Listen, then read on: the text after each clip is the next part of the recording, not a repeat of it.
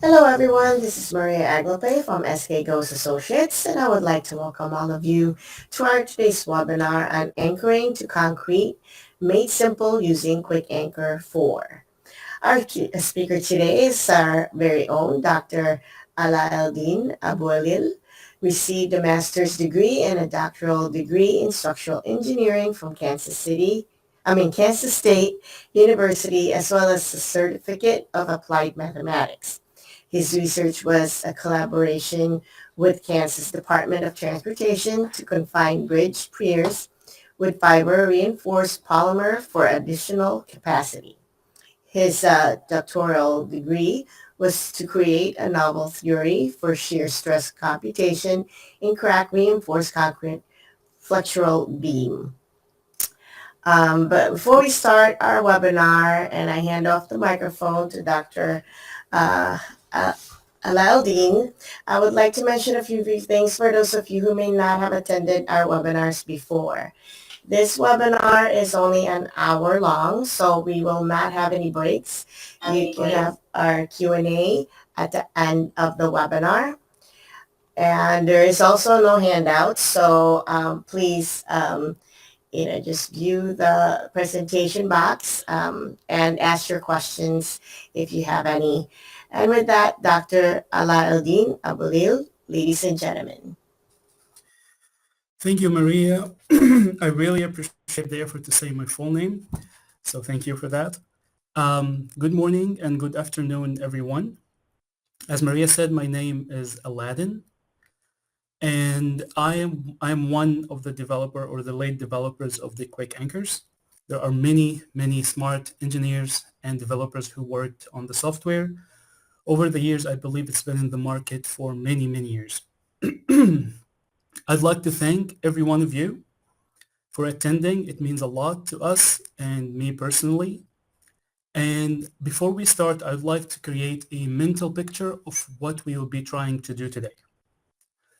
Our main goal is to present Quick Anchor 4.0 and specifically 4.1, the latest version that you can download online.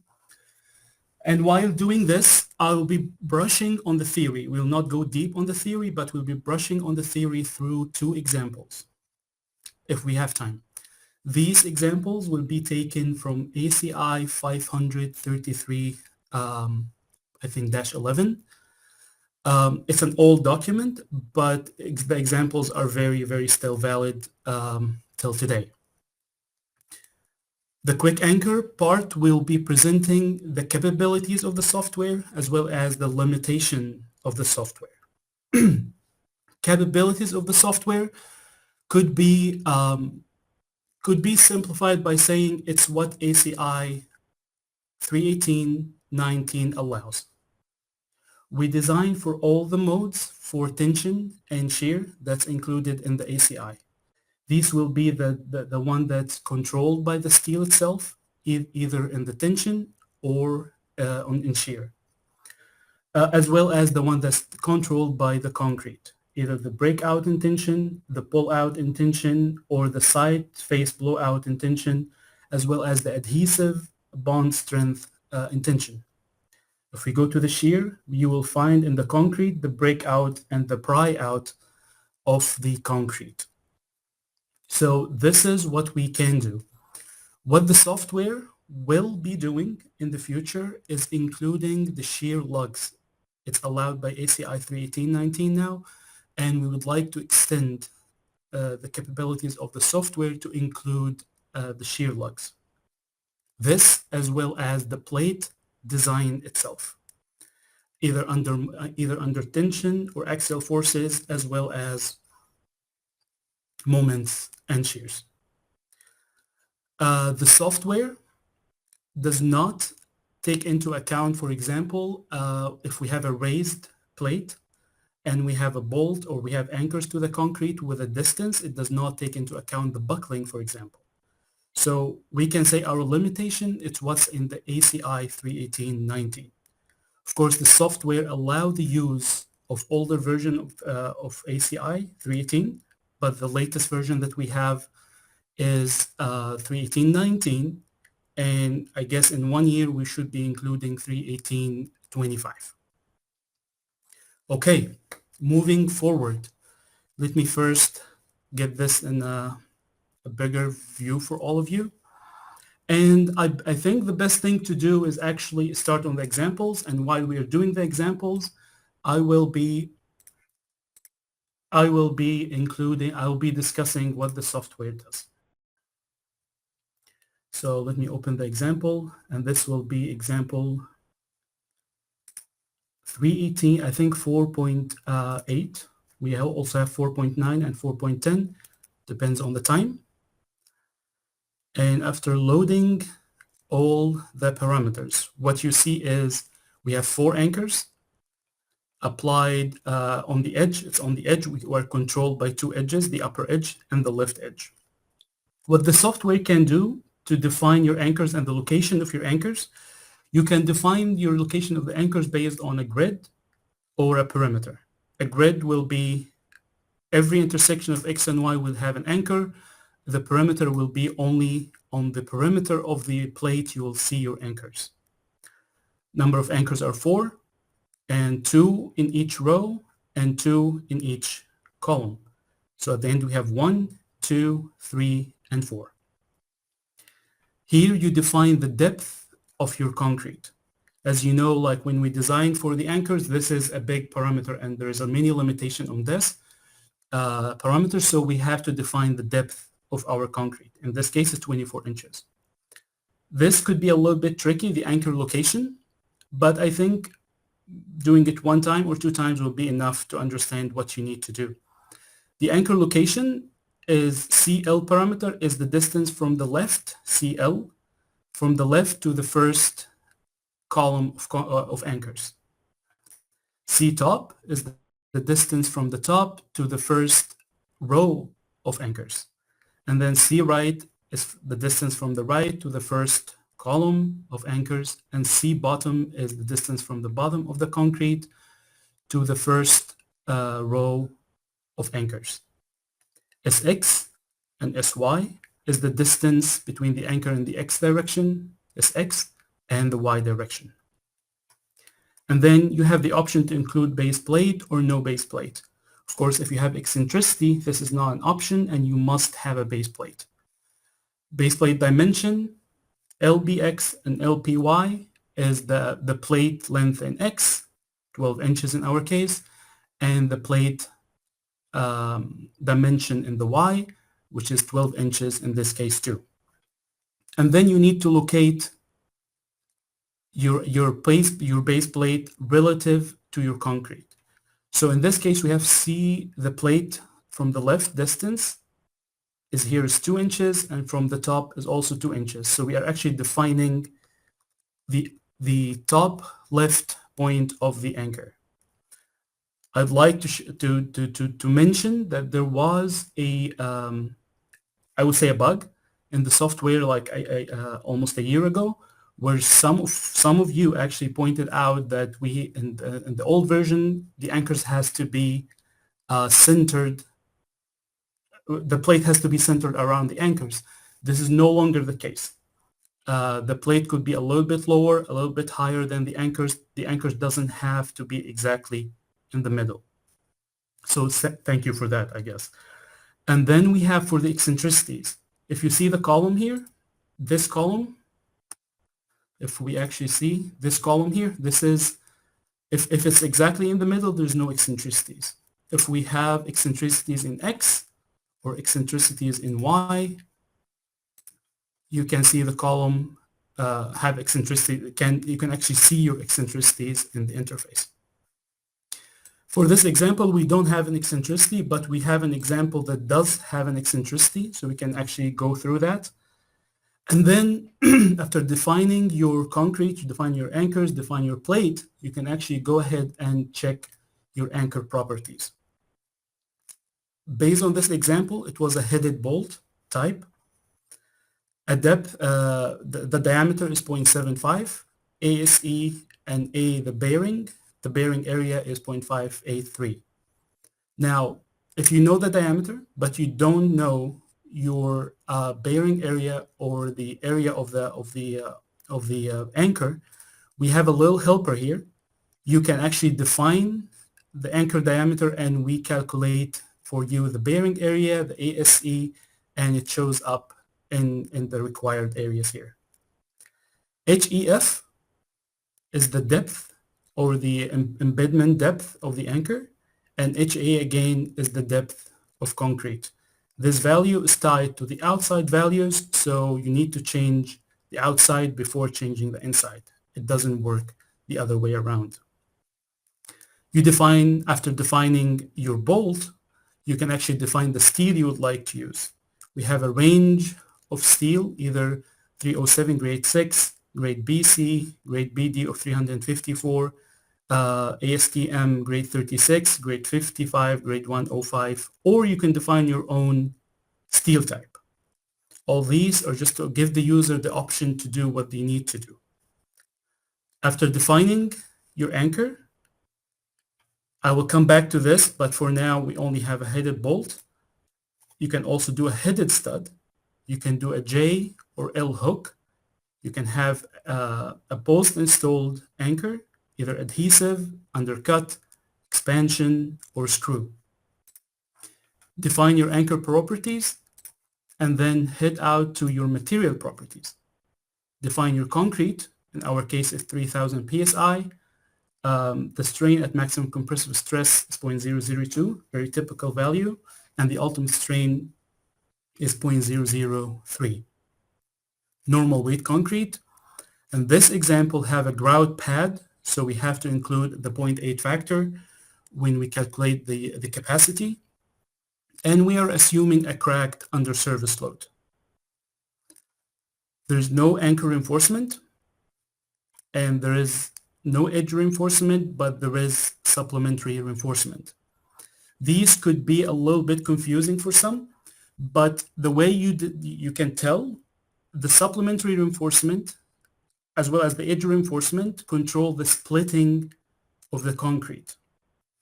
The supplementary reinforcement slightly affect the reduction factor from 0.75 to 0.78, from 0.7 to 0.75, I guess. The code, as well as, of course, the ACI, as well as the quick anchor, does not give a clear guideline to how to design the supplementary reinforcement. But the point that is stressed in the ACI is you should have enough development length and enough reinforcement in tension and in shear. Anchor reinforcement is a totally different story. Anchor reinforcement is a complete replacement for the anchor strength in the breakout. If you have anchor reinforcement, the software doesn't actually calculate the breakout of concrete, because the anchor reinforcement takes all the forces rather than the anchor in this case, per the ACI. The values that we have in here is only is a given value, so we can actually compare the applied load to the values that the user input here, and we can tell them if it's more or less. I hope it's a little bit clearer this way. Moving to the loads. As you can see, we have axial forces, moment around the X, moment around the Y, V in the direction of X, V in the direction of Y, as well as torsion. We are always telling you what's positive and what's negative, and we ask you to input the non-seismic force as well as the seismic force. So the sum of these will be the total of forces. Why do we do this? Because in section 17.10, there is actually a requirement if you have less or more than 20%, if the seismic force is less or more than 20% of the total forces. This is why we need the seismic forces by themselves, so we can actually decide if the seismic forces are significant and must be included or no. In this example, I don't, but we also have an example that including seismic forces coming from ACI 533. And then you have the sustained load, and you can see it's only for adhesive anchors only. Because the nature of the adhesive anchor and the nature of the chemical bond, sustained loads actually must pretty much everywhere when you have adhesive or adhesion, sustained loads usually have a lower capacity. In our case, in chapter 17, we multiply by 0.55 extra on top of the reduction factor. This is defining your loads, and then you move your configuration to your configuration. Seismic, like exactly or very similar to what ACI suggests. B means you don't have a lot of seismic activity. C or higher means it must be included. You can use ACI 318, 19, as I said, 14, 11, 05, or 08. In our case, we're using ACI 318, 19, even though ACI 533 examples that we're going to discuss is coming, I guess, from ACI 318, 11.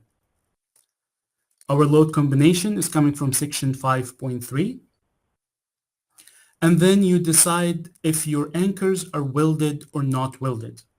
If it's welded, as you all probably know, that the way the shear will be distributed is based on case 2, which means the farthest anchors will be taking most of the load, actually all the loads, and before any other anchors. And this will be your failure plane. If you don't have them anchors, you're probably in case 1 or case 3 based on the spacing, where the loads actually could be either on the front row or the front row nearest to the edge, or the force will be distributed equally for all the anchors. And then we have per ACI 318 section 17.7 to 2.2, we have a requirement on the thickness of the attachment, either 3/8, like if it's greater than 3/8 of an inch, or half the anchor diameter, and the reinforcement is provided. This is just a checkbox, and in the back end, we do the analysis based on this assumption.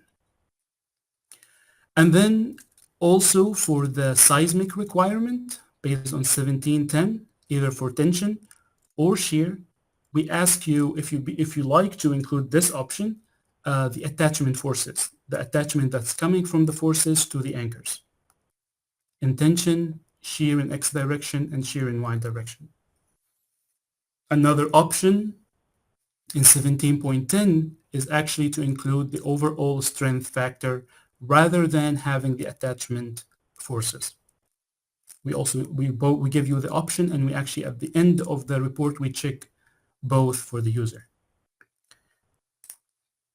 We did the configuration, we did the loads, we did the material properties, we did our anchor properties, we defined everything, or the location of the anchors. Now we decide on the exposure condition that actually controls the splitting.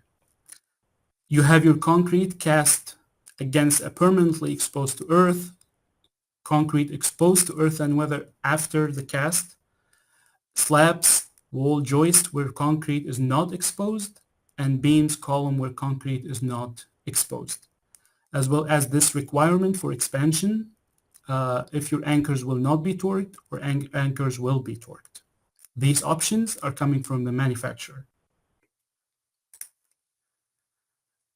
And now we are finally ready to run. As you can see, we give the users all the options so they can check everything they need to do. There's not many limitations other than the ones that's coming directly from ACI. Now we can run. Okay, this is the result page.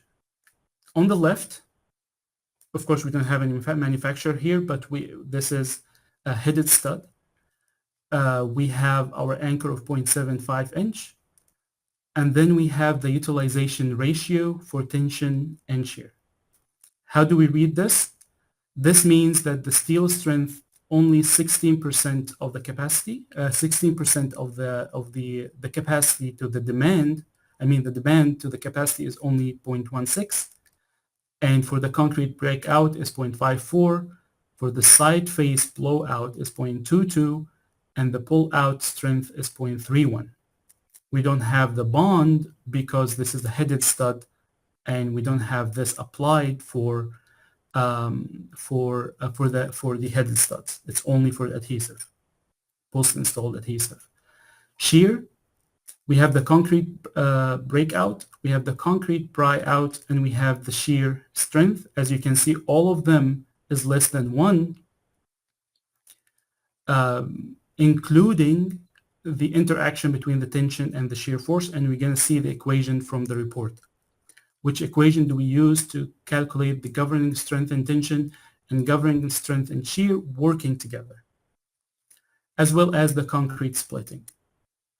By clicking on details, detailed report, you will get a report very detailed, show all the numbers, all the equations that we used in the design. So we get the guessing out of the equation. So the engineer can actually see all the parameters in front of them. This is the report that I was talking about. You can decide on the email, the name, and the project name, and the company, and so on. This is the summary, as I said. You can see all the parameters in here, including the tension and including the shear, and which one is the controlling utilization ratio. You can see in the summary also that the concrete splitting was okay, and in the interaction equation was also okay. If you notice the equation that we are using in the interaction, this is the equation in the commentary, which is actually some sort of a parabola. And you can also see the utilization ratio is 0.67 less than 1, which means the interaction is okay between the tension and the shear. This is what the user defined on the top view and on the side view. This is the anchor arrangement of the user. The base plate that we decided that we did control, or the one we defined in the beginning. And then we have the anchor properties, including the steel that we decided to use, which is 75 KSI, and the diameter was 0.75, ASE, A bearing, and the embedment depth. All these are defined by the user. Concrete properties, and then the strength reduction factor that we will be using is coming also from ACI 318. For the steel, either in tension is 0.75, in shear it's 0.65. The blowout and the breakout is 0.75 in tension. In shear it's also 0.75. The pull out is 0.7 and the pry out is 0.7. These are the loads that the user defined, and as you remember, we have tension of 12 kips or 12,000 pounds. We have shear acting to the left of 4 kips or 4,000 pounds. The seismic is not of a concern in our case. And then we start designing. The first thing we do is decide how much force is going to which anchor. This case is pretty simple. We don't have eccentricities, so all the tension is divided equally between all the anchors, 1, 2, 3, 4, and the shear also is divided equally. This is case 1 coming from the breakout discussion in the ACI. Now, if you open your ACI 533, you will see that they are only considering the right one. And the point that they have is it's oversized slot. The hole that they have is oversized slot, so the anchors on the left will be engaged before the anchor of the right. Always, you can do this by saying, if you want to have the same scenario, you can say it's welded and you only engage the farthest row. In our case, we are using case 1 coming from ACI 318 discussion, and we start the design of the anchors. First thing we do is the anchor in tension, considering the steel strength only. We have Phi ASE FUTA, the ultimate force, the ultimate strength of the anchor, the area of the anchor, and the reduction factor of 0.75, 18.79. That makes our utilization ratio based on the tension to be 0.16. A note that has to be clear for everyone, that if you have a group of anchors and actually these groups are acting like a group, meaning that the spacing between them is actually small enough to have some sort of overlapping, if you have this option, all applicable design modes has to be considered, except for the steel and the pull-out failure. These two are always to the most highly stressed anchor. It's not a group effect. It's the most highly stressed anchor. So if we have some sort of eccentricity and we have some sort of higher tension in one of them or two of them, these are the one has to be checked. And the software does that for you, has to be checked for the steel strength of anchor and tension. Going for the breakout strength, C right is the distance to the edge to the right, C left, C top, C bottom, all these user defined. And then we have the anchor, the ANCO, the single anchor failure projected area, which is defined in the code as 9 HEF squared, 9 times the embedment depth squared. This is assuming an angle of 35 degrees failure going all the way to the edge of the concrete, creating a pyramid and a pyramid with a square base. And the area of the square base is 9 times HEF squared. ANC is the total area of the failure, total projected area of the failure, including all the group effect, all the anchors coming together. This is NB, the breakout for one single anchor, the eccentricity factor coming from ACI. If you have eccentricity in X or eccentricity in Y, the code suggests calculating both separately and multiplying them to get the final eccentricity, and this is what we do. You have the edge effect factor, and then you have the uncracked factor. In our case, it's 1. And then you have our equation for the breakout strength, including the group effect. 0.75 ANC over ANCO, eccentricity, edge, cracked, and splitting factors times the NB.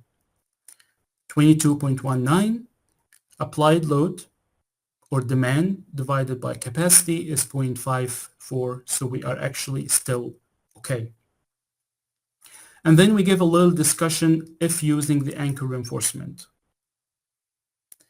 And as I said, this has to be developed in accordance with chapter, I think 21, not 12. 21 on both sides of the breakout surface. Okay, and then we move to the side face blowout, and it's also could be by itself or could be a group effect based on the group factor that you see over here. We have our equation for one single anchor, and this is only applied if your distance to the edge is less than HEF divided by 2.5. In this case, the side face blowout applies. Otherwise, it doesn't apply. If you are far away from the edge, it does not apply.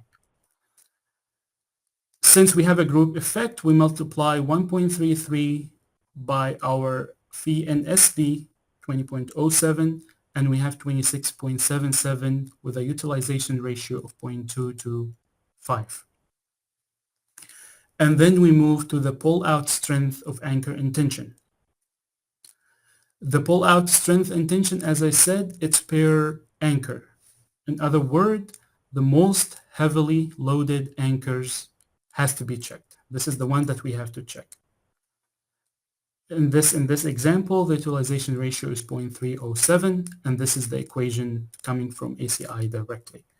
A bearing, we define it together, F prime C, 8, 1 for the cracking, crack factor, and a factor, reduction factor of 0.7.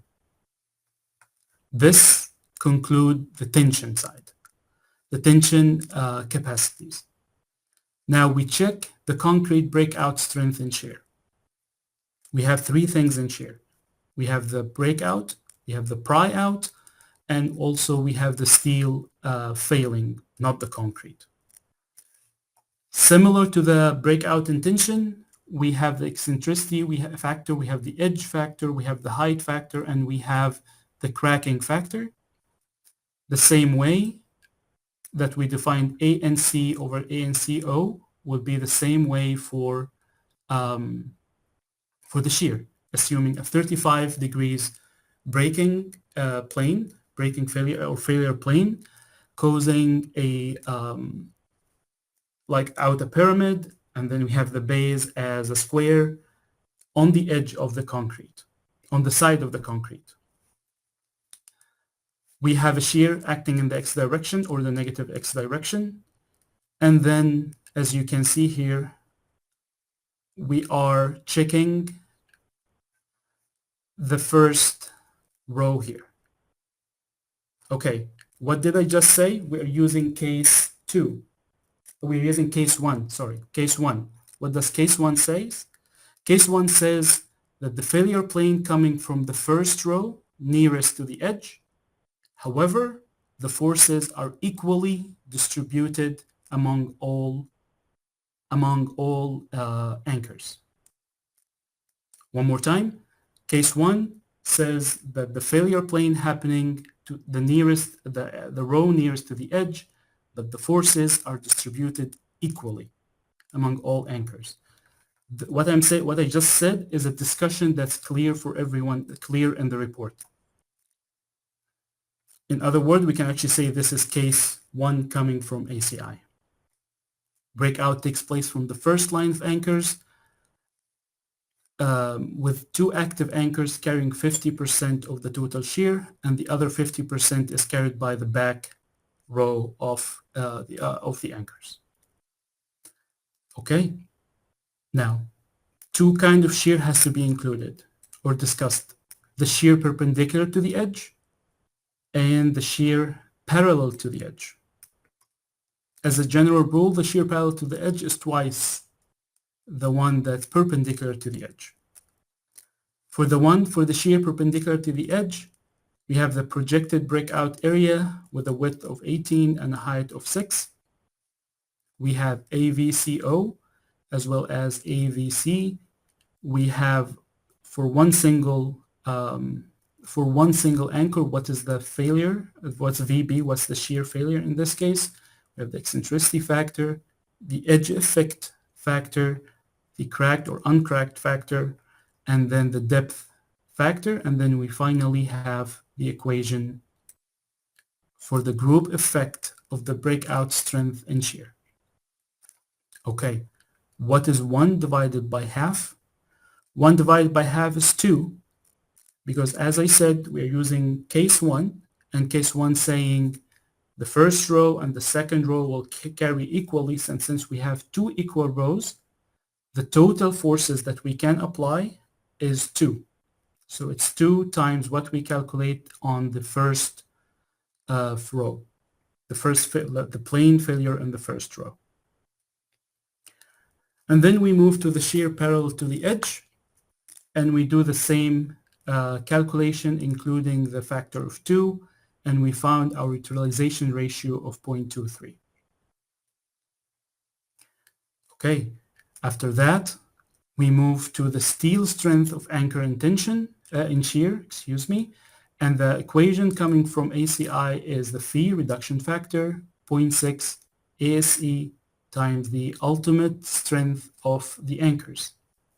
We do our equation, and since we have a grout pad, the code required to multiply by 0.8, making our strength is 7.82, and our utilization ratio is 1.128.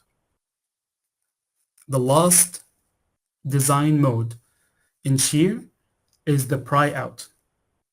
And as you know, the pry out is a factor times the tension failure coming from the pry out, coming from the breakout or the pull out of the concrete. So this is why we actually have to do some tension design first, and at the end we multiply by KCP, so we can actually, this is the tension part, the 29.59 times 2 coming from KCP, and then we have 0.7 as a reduction factor. That makes our utilization ratio of 0.1.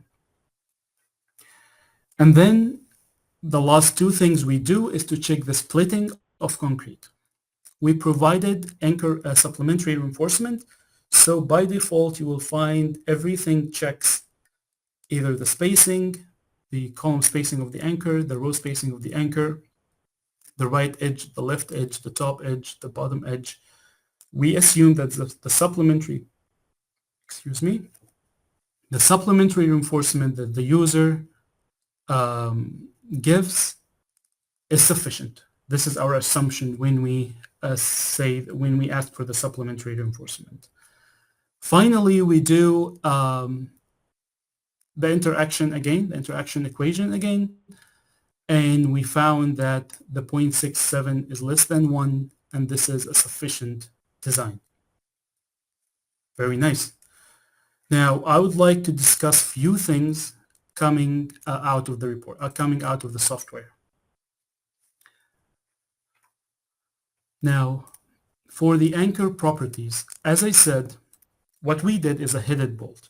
You can do a headed stud, and in this case, you will also define this almost the same thing, or exactly the same thing, the bearing area, the area of the anchor, the embedment depth, and the depth of concrete. You always have the option for the type of steel you would like to use, as long as you have a cast-in-place option. Headed bolt, headed stud, J or L hook. The additional thing you will define here is the EH. The distance from the edge of the anchor here all the way to the edge, to the end of the either the L or the J. There is a requirement coming from ACI on how long you can go. You can't keep going. Like, if getting more EH doesn't necessarily mean you're getting more strength, because at some point the distribution of stresses on this leg will actually become 0. So there's no point in adding more EH. This is why ACI 318.19 actually gives a limit how far you can go for the EH for the L or for the J. The diameter, ASE, and the EH. Cast in place means you have the option to do whatever you need or whatever you need to do with the anchor steel type. Anything you would like to use. However, when you go to post-installed, either undercut, expansion, screw, or adhesive, you are actually limited by what the manufacturer does have. Either Hilti, Simpson Strong, DeWalt for the undercut. So what we do here to create our database is actually we went to find most of the commercial available anchors. We checked which one of those has evaluation report, like actually they are validated, and they have evaluation report, ESR report, and we went to each report and we find what we need to get to design, and we included them in the back end of our software that the user can use directly. For the undercut, these are just the name. This is the manufacturer, the name. You find the diameter. You find the minimum embedment depth. So in that case, you don't need to define the embedment depths because we assume the embedment depth is sufficient. Fy, the yielding strength of the anchor, and the ultimate strength of the anchor. Undercut, expansion, similar way. FUTA, Fy, the HEF, the diameter, and the name of the the name of the anchor. You will find them for the expansion and the undercut. There isn't as many as anchors as screws, for example, because I assume it's kind of high-tech, or actually kind of high-tech compared to the screws. So you will find the main companies as DeWalt, Simpsons, and Hilti. Screws, you'll find many companies, many screws that you can use that define the diameter, the HEF, FY, and FUTA. Okay, what's left for the post-installed is the adhesive. For the adhesive, it's a little bit more complicated than this because in the reports that we found, there is actually condition on installing the adhesive. First of all, how are you going to install the adhesive? Are you going to use a hammer drill or a core drill? This is an option. Using core drill usually limits your options, but using a hammer drill mostly has more options. Do you have a saturated, dry, water-filled, underwater condition? All of these will limit the number of anchors that you can use. Special inspection. Some ESR report recommend periodic inspection and some of them recommend continuous inspection according to the IBC. And in this case, we are limited based on the special inspection which anchor you can use, as well as the short-term temperature and the long-term temperature. Choosing a specific combination of the drilling method, site condition, special inspection, and the temperature, you will get the equivalent values for. So with these options, with your choice, you can use any kind of this seal. ISO, ASTM, GRB7CS, and so on. Limit them. If you use different combination, you're probably going to have less type of steel that you can use. This is a good point to introduce that you can actually design 1, 2, 3, 4, 5, as many as you want at the same time. I'm going to run an example of this, but I need to finish this discussion first. And then we have, in this case, you have to define your embedment depth, because the embedment depth is not a value that you find in the ESR report. This is up to the user. Okay. Having an adhesive anchor actually limits you in case if you're having sustained. If you have sustained loads, as I said, there's an additional factor of 0.55 times the reduction factor times the strength in the bond strength. So there is actually a reduction. And we asked the user to define this in the loads as we discussed. Okay, I would like to use an undercut, but I don't like to use these. I found a different company that we like, and we need to do this. We need to use their anchors. You're not limited to what we have here. You always have the option to create your own anchor. You can create an undercut, of course, only post-install. You can create an adhesive, anchor, undercut, expansion, or screw. You name it. How would you like to name it? The diameter, the area, the embedment depth, Fy and Futa, the yielding and the ultimate strength of the steel, and how sensitive, based on ACI, of course, how sensitive your anchor is. Is it sensitivity 1, 2, or 3? You define your KC factor, the critical dimension, the VSA, the strength of the shear, the cracked factor, the pull-out strength, and the lightweight factor. Do you have a ductile or non-ductile steel? And are you qualified to using cracked concrete or not? This option, we usually found it in the ESR report, but if you have your own factor, you will find everything here coming from the manufacturer. If you have an expansion, you will be asked if you have a torque-controlled expansion anchor with a distance sleeve separated from expansion sleeve, because this affects the design based on 17.6.2.5.1 from the ACI. If you have an adhesive, additional information will be needed for the exposure of the element that you have. This is indoor installation. You have outdoor installation, and you can actually define your tau uncracked and the tau cracked values for your adhesive anchor. These values as well will be coming from the manufacturer. If I need to do an undercut, for example, of course, these values doesn't make a lot of sense, and I promise I will update them to have more. Well, yeah, we'll see. Saving it.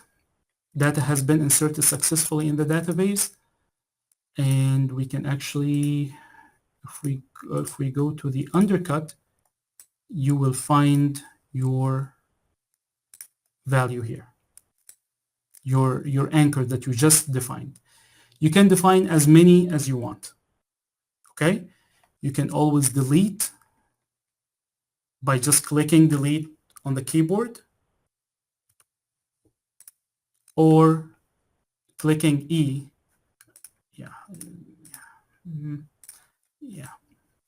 Deleted it, or clicking E to edit the anchor that you have. Okay, so let's run one more example coming from ACI 355. And in this case, I'd like actually to see if they have a, I think it was 410, if I'm not mistaken. Oh, anchor, go out, and ACI 410.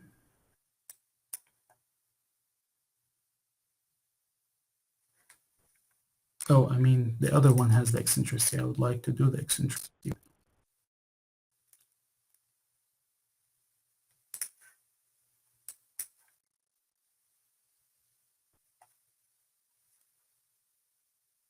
Yes.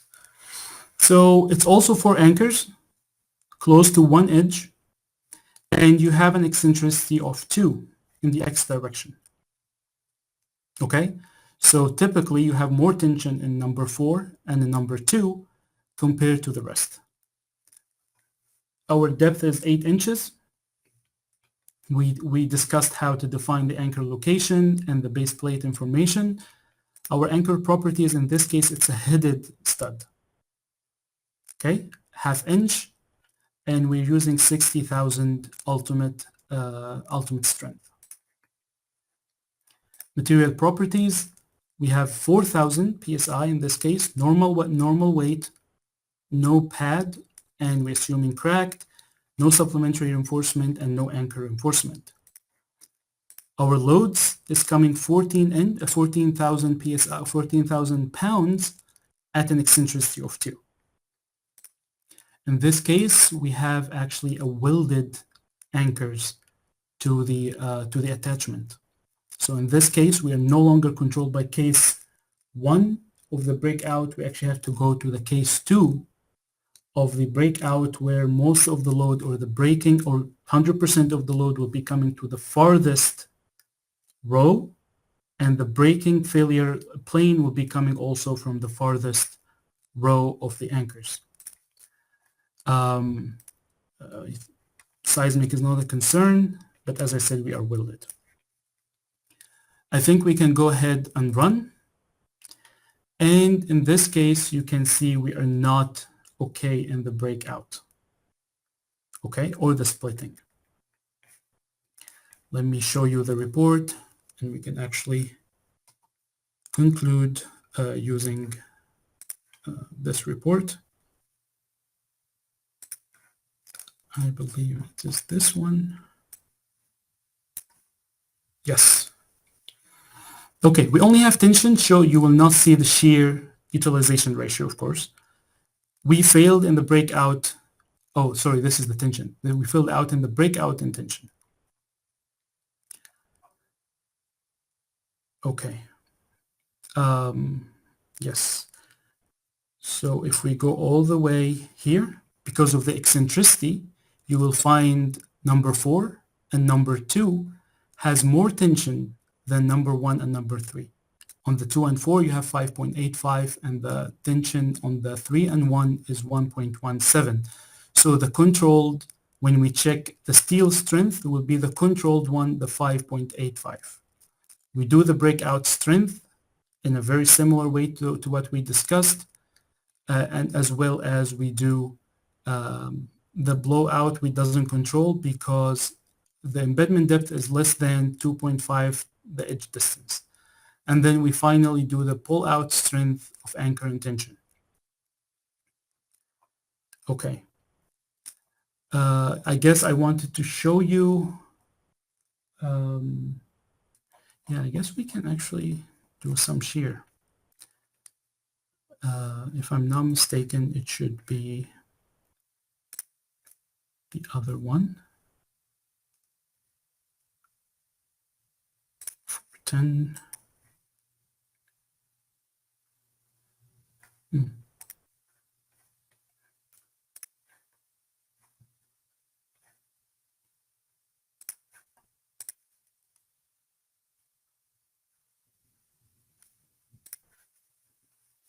Okay, in this case, we're actually controlled by 3 closed edges.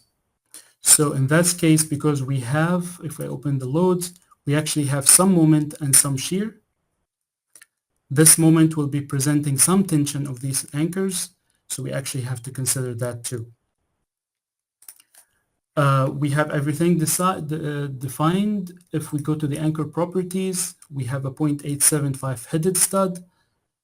We can use that. And if we go to the configuration, we also welded. I guess this is the one I wanted to show you. So we can actually run, and we click detailed, running the analysis, and we get the report. Open. Yes, very good. Okay. The tension utilization ratio and the shear utilization ratio. What I wanted to show you, in this case, we have tension in 4, 5, 6, and 8. 1, 2, 3 is under compression, so the tension is 0 and they are not into the design. It's not included into the design. And then we have the shear in the Y, and we do the analysis in the same way as before. One thing I would like you to pay attention to is when you do your design, of course it's in the software, but if you are controlled by the 3 edges, if you have controlled by 3 edges, which I mean the right edge, the left edge, and the depth of the concrete, you need to redefine the plane surface for the HEF if you're in your intention, or the CAC based on the if you are in shear. I will show it to you in ACI. If you actually go,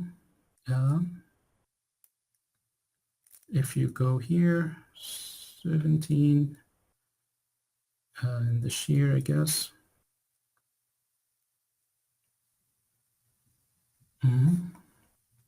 These are the case 1 and the case 2 that we were discussing.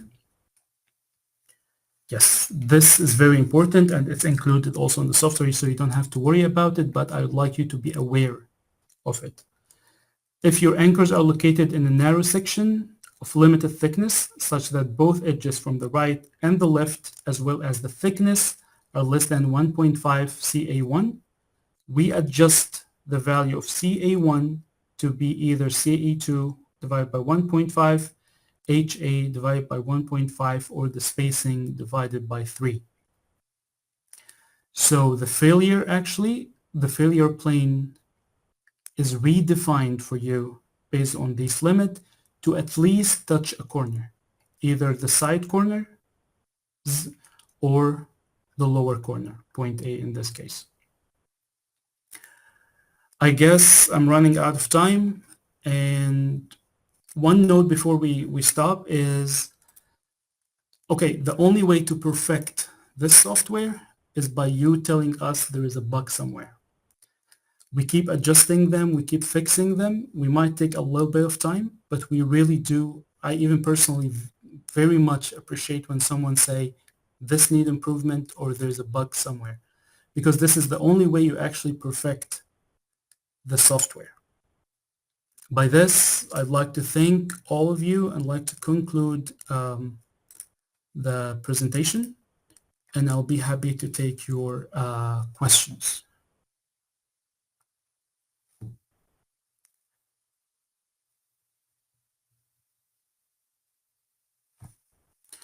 Okay, I see a few questions here. The first one is, use of hammer drill for anchor will affect the concrete strength. This could be a manufacturer question, but the ACI does not give any enlightenment about this part.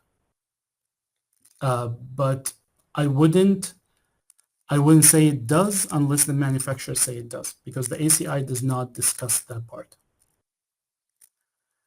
And then I have another question from saying, explain the anchor reinforcement.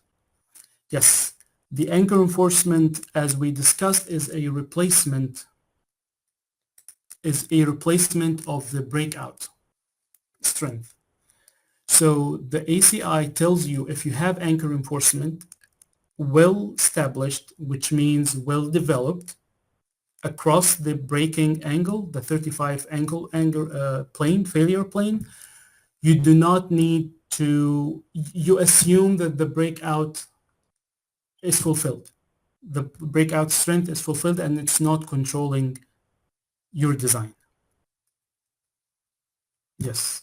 But they don't give a clear discussion on how to do it other than saying it has to be well developed across the failure plane.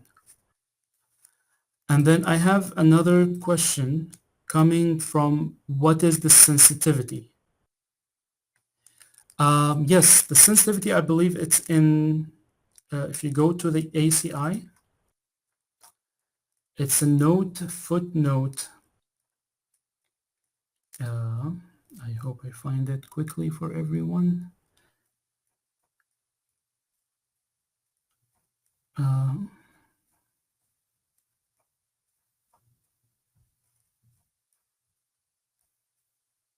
Yes. If you see here, let me zoom in. Okay. The way you define your strength reduction factor is a function in the anchor category, which is kind of the sensitivity of the installation of the anchors. The post-installed anchors is defined in sensitivity 1, 2, and 3, and this will be coming also from the manufacturer. And the anchor category 1, low sensitivity to installation and high reliability. Anchor category 2 is a medium sensitivity, and anchor category 3 is a high sensitivity.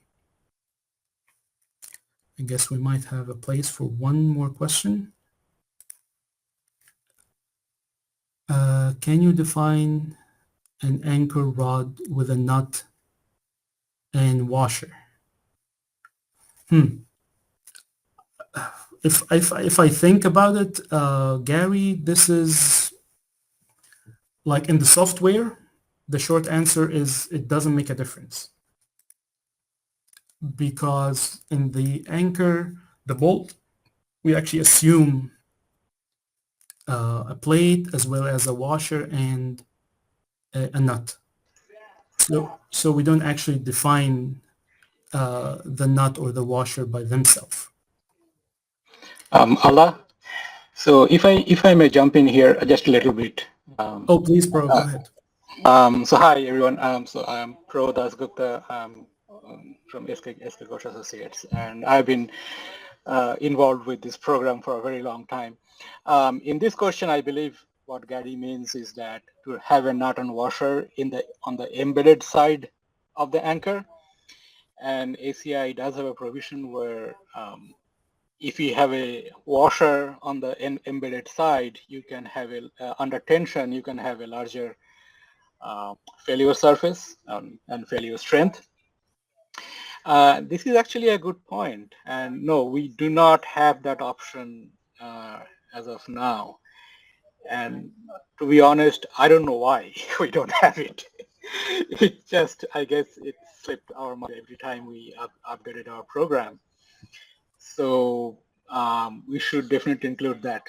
Yes, this is something that the provision ACI has, SS18 has, and it has had this provision for a long time, long time. And yeah, I remember in the past we discussed about including this, but somehow that never happened. So Well, yes, I will so this add is it to the something that we list. will include. I'm sorry, go ahead, Alaa. Yeah, I will add it to the list Yes, of please do improvements. that. Yeah, and Yes, let's discuss. Yes. yes, yes. Thank you so much, Pro, and thank you all for attending the seminar. It means a lot for me personally and for us as an organization. And by that, Maria, I'd like to conclude the seminar.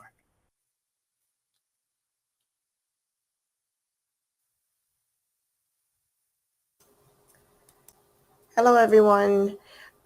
Thank you, Dr. Abouellein, for your presentation today. I would also just kind of let people know that we do have coupons that you can use if you purchase a new license and an upgrade for this program, Quick Anchor 4.1. And the coupon is right here for $25 for the upgrade and a $50 for a new license. So use that coupon when you make a purchase of that computer program. And if you downloaded the sample, the trial, and you decide to purchase it, you can use this coupon. And it's good for 2 weeks, okay? And with that, I'm closing the seminar now. Thanks again and have a wonderful rest of the day.